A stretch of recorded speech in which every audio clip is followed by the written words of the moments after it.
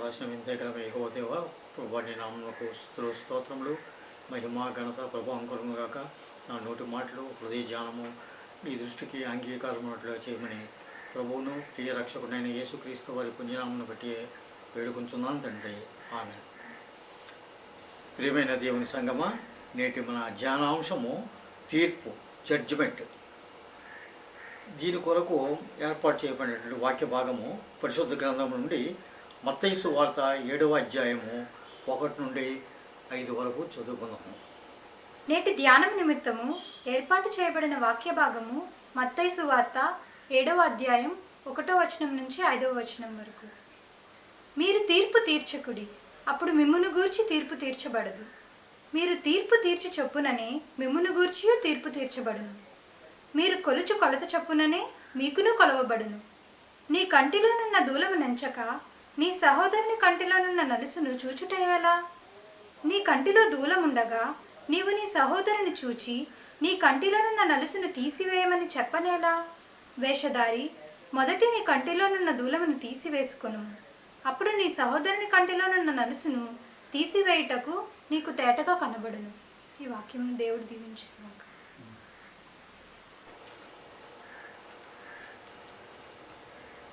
ఈ వాక్యంలో ఏముందంటే, మీరు తీర్పు తీర్చకుడి, అప్పుడు మిమ్మల్ని గూర్చి తీర్పు తీర్చబడదు.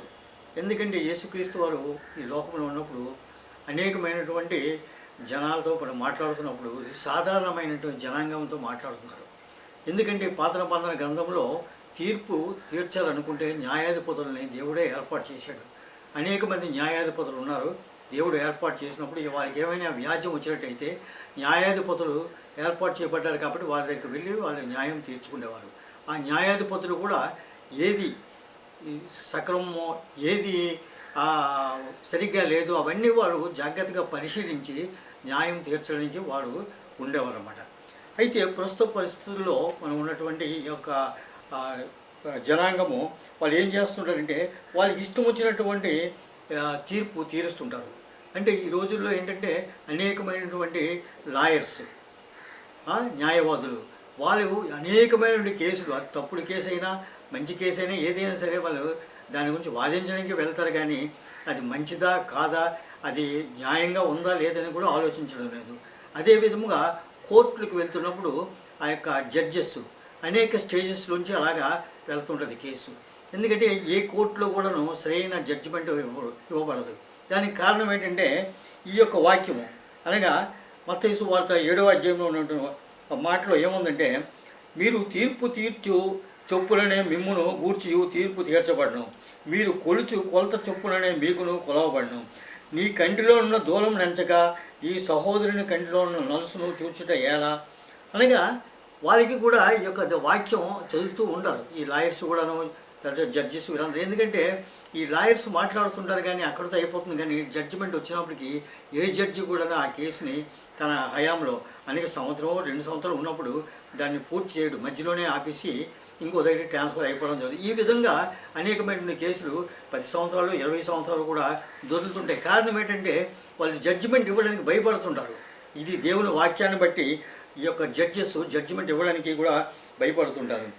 నీ కంటిలో దూలముండగా నీవు నీ సహోదరుని చూచి నీ కంటిలో ఉన్న నలుసును తీసివేయమని చెప్పనేలా? వేషధారి, మొదట నీ కంటిలో ఉన్న దూలమును తీసుకొనము, అప్పుడు నీ సహోదరుని కంటిలో ఉన్న నలుసును తీసివేయుటకు నీకు తేటగా కనబడను. ఎందుకంటే జడ్జిమెంట్ ఇస్తున్నప్పుడు వెంటనే అతనికి తను చేసినటువంటి అనేకమైనటువంటి పాపాలు, అనేకమైనటువంటి రాంగ్ జడ్జిమెంట్స్, అంటే న్యాయం లేకుండా అన్యాయమైనటువంటి తీర్పులు కూడా వారికి జ్ఞాపకాలు వస్తుంటాయి. అందుకే ఏ కేసు కూడా ముఖ్యంగా మన దేశంలో ఏంటంటే 10 సంవత్సరాలు 20 సంవత్సరాలు 30 సంవత్సరాలు కూడా లాగుతుంటాయి. అనేక దేశాల్లో వెంటనే మహా అయితే ఒక సంవత్సరంన్నరలో కేసుని వెంటనే వాళ్ళు ఫైనలైజ్ చేసి ఆ జడ్జిమెంటు ఇచ్చేస్తుంటారు. దానికి కారణం ఏంటంటే దేవుని గ్రంథమే. దేవుని గ్రంథంలో ఏం రాస్తుందంటే అవునంటే అవును, కాదంటే కాదు. నీవు తీర్పు చొప్పుననే నీకు కూడా తీర్పు తీర్చబడను. నువ్వు దేంతో కొలతలో కొలుస్తావో అదే కొలత నీకు కూడా ఇవ్వబడుతుంది. కాబట్టి వాళ్ళకి దేవుని వాక్యం తెలుసు, వీరికి జడ్జెస్కి కూడా దేవుని వాక్యం తెలుసు. కానీ దేవుడు ఏమంటాడంటే మరి ఇప్పుడు పరిస్థితుల్లో నీతిమంతుడు ఒక్కడునూ లేడు, అందరూ దేవుడు అనుగ్రహించి మహిమను పొందలేకపోతున్నాడు. నీతిమంతుడు లేడు. ఎందుకంటే నేను నీతిమంతుడు అని చెప్పుకోవడానికి నాకు భయం. నేను జడ్జిమెంట్ ఇవ్వను. జడ్జిమెంట్ ఇస్తే ఎక్కడ దేవుడు నన్ను శిక్షిస్తాడనేసి ఆ 2 సంవత్సరాలు 3 సంవత్సరాలు అలా కేసు నడిపించి ఇంకోరికి అప్పచెప్పేసి అలా వెళ్ళిపోతుంటారు. అందుకే మన దేశంలో అనేక వేల కేసులు ఇంకా పెండింగ్లోనే ఉంటున్నాయి. మరి ఈ విషయంలో మరి పాత నిబంధన గ్రంథంలో మనం చూసినట్టయితే దేవుడు ఏం చేశాడు, అక్కడ ఆ యొక్క న్యాయాధిపతుల్ని ఏర్పాటు చేశాడు ఈ విధంగా. ఎందుకంటే న్యాయం జరగాలంటే అక్కడ వాళ్ళ కల్లోలంగా ఉంటున్నప్పుడు న్యాయాధిపతులను ఏర్పాటు చేసి ఎవరికైనా వ్యాజ్యం ఉన్నట్టయితే ఆ న్యాయాధిపతి దగ్గరికి వెళ్ళినప్పుడు వారు జాగ్రత్తగా దాన్ని చూసిన తర్వాత న్యాయాధిపతి ఎవరికి శిక్ష విధించాలా, ఎవరు నీతిమంతులు, ఎవరు దుర్మార్గులు, ఎవరు అన్యాయస్తుడు అనేది వారు డిసైడ్ చేసి వెంటనే చెప్పేవారు అన్నమాట. కానీ రాను రాను న్యాయాధిపతులు కూడా మరి యొక్క ఈ లోక సంబంధమైనటువంటి వ్యామోహాలకి లేకపోతే డబ్బుకు దీనికి కూడా లోబడిపోయి న్యాయం సరిగ్గా జరగకపోవడం వల్ల అనేకమైనటువంటి కేసులు ఇంకా పెండింగ్లో ఉండిపోతూ ఉన్నాయి. మరి మనకి దేవుడు ఇంకా పాత నిబంధన కాలంలో మనం చూసినప్పుడు లేవి కాండంలో అవి చూస్తున్నప్పుడు ఏమున్నాయంటే ఈ యొక్క దుర్మార్గాన్ని, ఈ యొక్క అన్యాయంగా ఎవరికైనా తీర్పు జరిగితే అది కూడా అరికట్టడానికి ఏం చేశాడు దేవుడు, ఆ యొక్క పురములు అనేవి ఏర్పాటు చేశాడు. ఆశ్రయపురములు ఆ యొక్క లేవీలికి ఇచ్చినటువంటి ఆ స్వాస్థ్యంలో కొన్ని ఆశ్రయపురములు అనగా 6 పురములను ఏర్పాటు చేశాడు. 6 కూడా ఎందుకు ఉన్నాయంటే అవి ఎవడైనా పొరపాటున ఎవరినైనా హత్య చేసినట్టయితే వెంటనే వాడు పరిగెట్టుకుని వెళ్ళిపోయి ఆశ్రయపురంలోకి వెళ్ళిపోతే అక్కడ ఎవరు కూడా రారు. కారణం ఏంటంటే అతను ఆశ్రయపురంలోకి వెళ్ళాడు, నేను తెలియక చేశాను, చంపాను, తెలిసి చంపినా ఏం చేసినా కూడా ఆశ్రయపురంలోకి వెళ్ళిపోతే వాళ్ళకి అక్కడ ఒక ప్రొటెక్షన్, ఆశ్రయం దొరుకుతుంటుంది.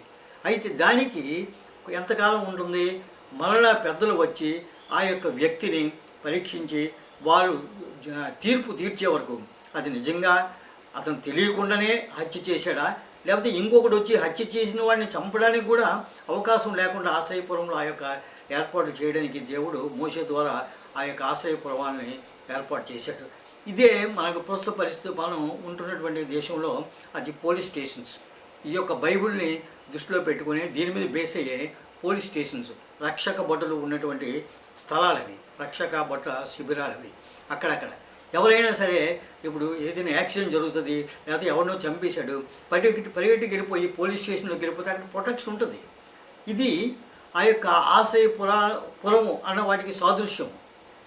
బైబిల్లో ఏం చెప్పబడ్డాయో అదే విధంగా పోలీస్ స్టేషన్స్ ఇప్పుడు చాలా చోట్ల ఉన్నాయి. అక్కడ వెళ్ళిపోతే వాళ్ళకి ప్రొటెక్షన్, ఇంకెవడో చంపడానికి రాడు. అప్పుడు తర్వాత వాళ్ళు న్యాయాధిపతుల దగ్గర తీసుకెళ్ళడము, వారు నిజంగా తప్పు చేసినట్టే వారికి ఆ శిక్ష విధించడము, లేనట్టయితే వాడిని విడుదల చేయడం అనేది న్యాయాధిపతుల దగ్గరికి వెళ్ళిన తర్వాత తెలుస్తుంది.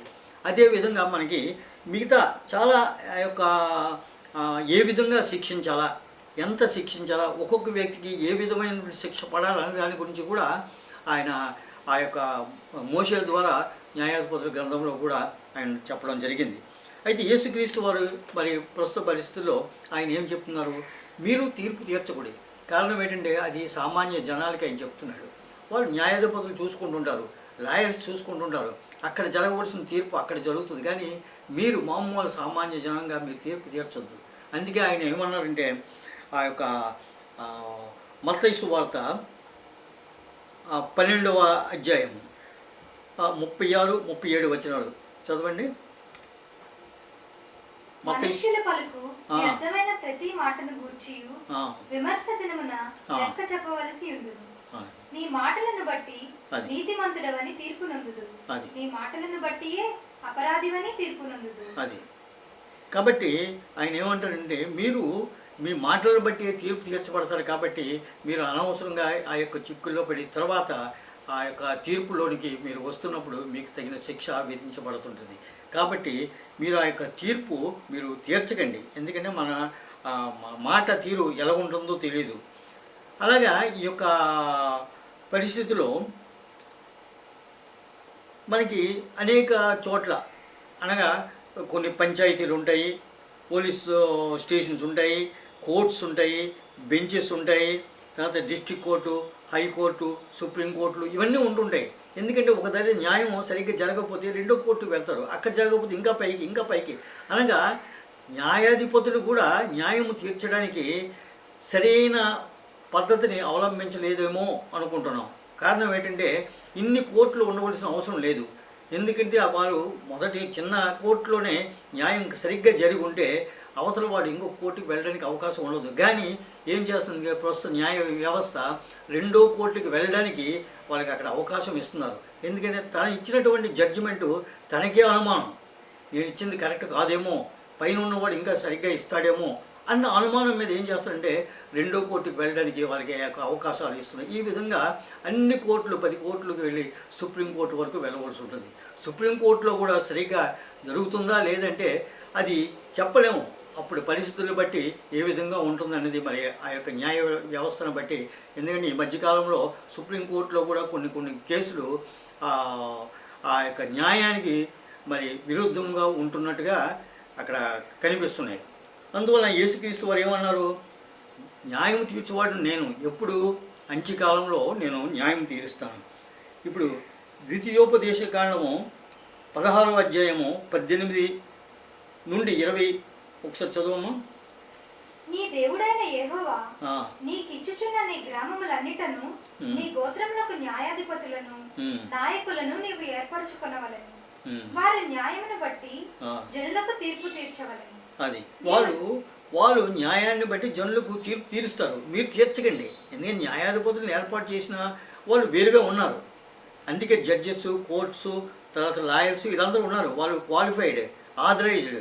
అంతేగాని కొంతమంది ఏం చేస్తారంటే కొన్ని డిపార్ట్మెంట్స్లోనూ, పోలీస్ డిపార్ట్మెంట్ అవని, ఇంకా రెవెన్యూ డిపార్ట్మెంట్ కొన్ని వాళ్ళు ఏం చేస్తారంటే సెటిల్మెంట్స్ అని చెప్పి కొంతమంది వీళ్ళ దగ్గర డబ్బు తీసుకుంటారు, వాళ్ళ దగ్గర కూడా డబ్బు తీసుకుంటారు.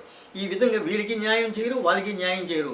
ఇద్దరి మధ్య వీళ్ళు ఏం చేస్తుంటే వాళ్ళని కూడా అన్యాయం చేసి వీళ్ళు కూడా అన్యాయం చేసి అన్యాయంగా సంపాదించినటువంటి ఆ యొక్క ధనాన్ని వాళ్ళు కూర్చుకుంటూ ఉంటారు. ఈ మధ్యకాలంలో మనం చూసినప్పుడు ఒక పెద్ద పోలీస్ ఆఫీసరు, న్యాయం తీర్చవలసిన పోలీస్ ఆఫీసరు, ఆయన ఏం చేశాడంటే సడన్గా దొరికిపోయినప్పుడు సిబిఐ వాళ్ళు అతను వెతికినప్పుడు కొన్ని 100 కోట్లు ఆస్తులు ఆ యొక్క పోలీస్ ఆఫీసర్ దగ్గర ఉన్నట్టుగా కనుగొన్నారు ఈ మధ్యకాలంలోనే. అందువల్ల ప్రియమైన వాళ్ళ మనం దానికి సంబంధించిన వ్యక్తులు, ఆ తీర్పు తీర్చేవాళ్ళు ఉన్నారు, వాళ్ళే భయపడుతున్నారు తీర్పు తీర్చడానికి, వాళ్ళు ఫైనల్ జడ్జిమెంట్ ఇవ్వడానికి. ఎందుకంటే రెండో వాళ్ళకి అప్పచెప్తున్నారు, నేను చెప్పింది కరెక్ట్ కాదేమో, రెండో వాళ్ళు ఇంకా బాగా మంచి తీర్పు తీరుస్తాడేమో అన్ని అవకాశాలు ఇస్తూ అలా వెళ్తున్నప్పుడు మధ్యలో సెటిల్మెంట్ చేసి కొంతమంది అన్యాయంగా అనేక మంది ప్రజల్ని మోసం చేస్తూ వారు అన్యాయమైన సిరిని వారు సంపాదించుకుంటూ ఉన్నారు. మరి ఈ యొక్క మరి ఒకసారి చదువుదామండి. మత్తయి సువార్త 7వ అధ్యాయము 1 నుండి 5 వరకు ఇంకోసారి చదువుకుందాం.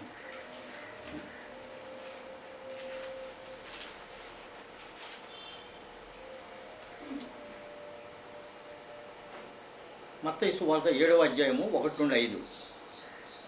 మీరు తీర్పు తీర్చకుడి, అప్పుడు మిమ్మును గూర్చి తీర్పు తీర్చబడదు. మీరు తీర్పు తీర్చు చొప్పుననే మిమ్మును గూర్చి తీర్పు తీర్చబడదు. మీరు కొలుచు కొలత చొప్పుననే మీకును కొలవబడదు. అంటే యేసుక్రీస్తు వారు ఆయన అన్నది ముఖ్యంగా ఏంటంటే ఈ లోక సంబంధమైన తీర్పులు కూడా మరి ఆయన ఫైనల్గా అంటే అంత్యకాలంలో ఆయన మన కొరకు తీర్పు తీరుస్తున్నప్పుడు ఆయనే రాజాది రాజు, ఆయన చీఫ్ జస్టిస్, ఆయన అక్కడ ఉండి తీర్పు తీరుస్తున్నప్పుడు ఇవన్నీ పరిగణనలోకి తీసుకుంటూ ఉంటాయి. ఆయన ఏమంటారు, మీరు ప్రకటన గ్రంథం 22:10 నుండి 14 చదవమ్మా. ప్రకటన గ్రంథం ఆఖరు పేజీ 22:10 నుండి 14. మరియు అతడు నాతో ఇలాగ చెప్పాను, ఈ గ్రంథమందున్న ప్రవచన వాక్యములకు ముద్ర వేయవలెను, కాలము సమీపమై ఉన్నది. అన్యాయము చేయువాడు ఇంకను అన్యాయమే చేయను, అపవిత్రుడైన వాడు ఇంకను అపవిత్రుడుగానే ఉండను, నీతిమంతుడు ఇంకను నీతిమంతుడుగానే ఉండని, పరిశుద్ధుడు ఇంకను పరిశుద్ధుడుగానే ఉండని. ఇదిగో త్వరగా వచ్చుచున్నాను, వాని వాని క్రియ చొప్పున ప్రతి వానికి ఇచ్చుటకు నేను సిద్ధపరిచిన జీతము నా యొద్ద ఉన్నది. నేనే అల్ఫాయు ఒమేగయు, మొదటివాడను కడపటివాడను, ఆదియు అంతమునై ఉన్నాను. మరి యేసుక్రీస్తు వారు క్లియర్గా చెప్తున్నారు. చెప్పి చెప్పి చెప్పి చెప్పి ఆయన ఎన్ని వేల సంవత్సరాల నుంచి మరి తన భక్తులతోని, తన ప్రవక్తలతోని, మరి తన శిష్యులతోని అనేక మందికి అలా చెప్తూనే ఉన్నారు. జాగ్రత్తగా ఉండండి, నీతిమంతులుగా ఉండండి, నీతిమంతులుగా ఉండండి అని చెప్తూనే ఉన్నారు. అయినా చాలామంది రక్షింపబడ్డారు. మరి క్రీస్తుని అంగీకరించి మారు మనస్సు పొంది మరి ఆ యొక్క చెడ్డ క్రియలు అన్నీ కూడా విడిచిపెట్టి క్రీస్తుని రక్షకుడిగా అంగీకరించి మరి ఆ యొక్క రక్షణ భాగ్యాన్ని వాళ్ళు పొందారు.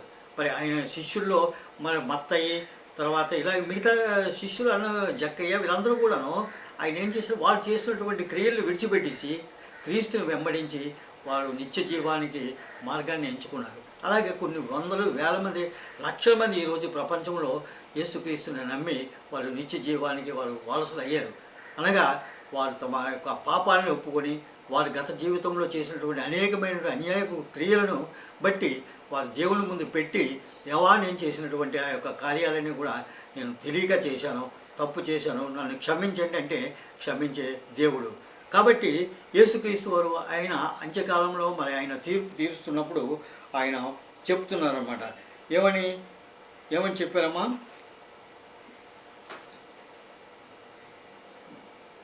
ఆగండి. అన్యాయం చేయవాడు ఇంకా అన్యాయమే చేయనియండి, ఇంకా అపవిత్రుడిగానే ఉండండి. చెప్పి చెప్పి చెప్పి ఆయన విసిగిపోయి, నువ్వు తప్పు చేస్తున్నావు ఇంకా తప్పు చెయ్యి, నువ్వు అపవిత్రంగా ఉన్నావు ఇంకా అపవిత్రమే, నువ్వు అన్యాయం చేస్తున్నావు ఇంకా అన్యాయం చేయి, నువ్వు ఏం చేస్తున్నావు అలాగే చెయ్యి, ఇంకా నేను ఇంకేమీ చేయలేదు, ఎందుకంటే ఎండింగ్ వచ్చేసింది, ఇంకా ఆ యొక్క త్రాసు నా చేతిలో ఉంది, అందులో నువ్వు ఎంత తూగుతావు అంటే అన్యాయం వైపు తిరుగుతావా న్యాయం వైపు తూగుతావా అన్నది నా చేతిలో త్రాసు ఉంటున్నప్పుడు దాని ప్రకారమే నీకు శిక్ష విధించబడుతుంది. అనగా అప్పుడు మనం అనుకుంటాం, దేవా ఆ రోజుల్లో సరిగ్గా చెప్పిన వాళ్ళు ఎవరు లేరు, ఇదిగో ఇలాగ వీళ్ళు చెప్పారు కానీ నేను వినలేదు, అప్పుడు పెడచెవిని పెట్టుకున్నాను, నేను ఉద్యోగంలో బిజీ అయిపోయాను, అలా పనుల్లో బిజీ అయిపోయాను, డబ్బు సంపాదించడంలో బిజీ అయిపోయాను, నేను సరిగ్గా క్షమించంటే క్షమించడానికి అప్పుడు ఇంకా అవకాశం లేదు. కారణం ఏంటంటే ఆ యొక్క అంత్యకాలంలో ఆ తీర్పుకి మన దగ్గరగా వచ్చేసాం. కాబట్టి యేసుక్రీస్తు వాళ్ళు చెప్తుంది, ఇదిగో ఈ క్షణమే ఇప్పుడే మారు మనస్సు పొందండి, మీరు మారు మనస్సు పొంది మీ హృదయంలో ఉన్నటువంటి సమస్తమైన కల్మషాన్ని కూడా మీరు కడిగి పవిత్రపరచుకోండి, అప్పుడు నా యొక్క జీవవృక్ష ఫలాన్ని మీకు తినడానికి మిమ్మల్ని నేను నా యొక్క తోటలోకి మిమ్మల్ని ఆహ్వానిస్తుంటాను. ఎందుకంటే జీవవృక్ష ఫలము అది తిన్నంతకాలం కూడా నిత్య జీవము. ఆ యొక్క నిత్య జీవంలోకి వెళ్ళాలంటే ఆ యొక్క ఫలాలను మనం తినవలసి ఉంటుంది. అవి తినాలంటే మరి యేసుక్రీస్తు వరే మనల్ని ఆ యొక్క తీర్పులో మనకి ఆ యొక్క అవకాశం ఇవ్వవలసి ఉంటుంది. అందువల్ల అన్యాయం చేసిన వాడు ఇంకా చేస్తాడండి, విసిగిపోయారు ఆయన చెప్తున్నాడు, ఇంకా అన్యాయం చేస్తే మీరు చేయండి, నీతిమంతులుగా ఉన్నవాడు ఇంకా నీతిమంతులుగా ఉండండి, అంతేగాని మీరు ఇప్పటికైనా మించిందేం లేదు. ఈ క్షణంలోనే యేసుక్రీస్తుని రక్షకుడిగా అంగీకరించి ఆ యొక్క జీవవృక్ష ఫలానికి మీరు హక్కుదారులు అయినట్లుగా మీరు చేయండి. మరి ఈ యొక్క వాక్యాన్ని మనం ధ్యానించినప్పుడు అనేక మంది ఈ యొక్క వాక్యాన్ని వింటూ వారు అనుకుంటుంటారు, దేవా మరి ఇంతకాలం నేను చేసినటువంటి ఆ యొక్క తప్పులు పాపాలు మరి క్షమింపబడతాయంటే యేసుక్రీస్తు వారు ఎంత గొప్ప పాపినైనా సరే ఆయన క్షమిస్తాడు. అయితే మహాఘోరమైన పాపి కూడా ఆయన పాదాల చెంత మరి హృదయపూర్వకంగా అంతవరకు ప్రభువాన్ని నాకు తెలియదు అనుకుని ఇప్పుడు నాకు తెలుసుకున్నా అనేసి ఆయన హృదయం అక్కడ కుమ్మరించినాడు యేసుక్రీస్తు ప్రభు తప్పకుండా మిమ్మల్ని క్షమిస్తాడు. అయితే ప్రతివానికి వాని క్రియలు చొప్పున ప్రతివానికి ఇచ్చే జీతము నా యొద్ద ఉన్నది. ఎందుకంటే ఆ యొక్క తీర్పులో ఏం చేస్తే ఘోరమైన ఆ యొక్క పరిస్థితిలో రాకుండా, అనగా అగ్నిగంధకంలో మనం పడకుండా దేవుడు మనల్ని రక్షిస్తాడు. దేవుడు మనల్ని ఆ యొక్క అగ్ని గంధకముల లోయలో పడకుండా మనల్ని రక్షిస్తాడు. శిక్ష ఉంటే ఉండొచ్చు, మన క్రియలను బట్టి దేవుడు మనల్ని క్షమించిన దాన్ని బట్టి కూడా మనకి ఆ యొక్క శిక్ష నుండి తప్పించి మనకి నిత్య జీవానికి మనకి అవకాశం వెళ్ళడానికి అవకాశం ఇస్తాడు. ఈ యొక్క వాక్యము మనకి దేవుడు అనుగ్రహించినందుకు దేవుని వందనాలు తెలియజేస్తున్నాను. మరి ముఖ్యంగా ఈ యొక్క అవకాశం ఇచ్చినటువంటి ఆ యొక్క Jesus loves church founder doctor reverend T Noble అయ్య గారికి, వారి కార్యవర్గానికి, వారి సంఘం అంతటికీ కూడా వారి నా యొక్క వందనాలు తెలియజేస్తున్నాను. దేవుడు వారి కుటుంబాన్ని సంఘమందరినీ కూడా దీవించి కాపాడవలసిందిగా నేను కోరుతున్నాను. చిన్న ప్రార్థన చేసుకొని ముగించుకుందామని. పరమ రాసినమైన దగ్గర మా యెహోవా దేవా ప్రభువా, నీ నామమునకు స్తుతులు స్తోత్రములు, నీకు మహిమ ఘనత ప్రభావం కలుగును గాక. నీవు ఇచ్చినటువంటి ఈ యొక్క సమయాన్ని బట్టి మీకు అనేక వందనములు ప్రభువా. ఈ వాక్యం విన్నటువంటి ప్రతి బిడ్డను ఆశీర్వదించము, ప్రతి సంఘస్థుల్ని కూడా దీవించము నాయనా. ఇదిగో ప్రభువా, ఈ యొక్క అవకాశం ఇచ్చినటువంటి ఆ యొక్క జీసస్ లవ్స్ సంఘాన్ని ప్రభువా, ఆ యొక్క పెద్దగది ప్రాంతంలో ఉంటుండగా ప్రభువా, అది వెలుగుగా ఉంటూ ఆ చుట్టుపక్కల ఉన్న వారందరికీ కూడా నీ యొక్క వాక్యాన్ని ప్రభువా వెదజల్చు ప్రభువా. అక్కడ ఉన్న వారందరికీ కూడా నీ యొక్క నిత్య జీవంలోనికి వారు వెళ్ళుటకు తగిన సహాయం కూడా అనుగ్రహించవలసిందిగా వేడుకుంటున్నాము. మాపై మీ యొక్క దయగల హస్తం ఉంచి నడిపించమని, నీవే మహిమ ఘనత ప్రభావం పొందమని ప్రభువును ప్రియరక్షకుడైన యేసుక్రీస్తు వారి పుణ్యామును బట్టి వేడుకుంటున్నాను తండ్రి. ఆమెన్.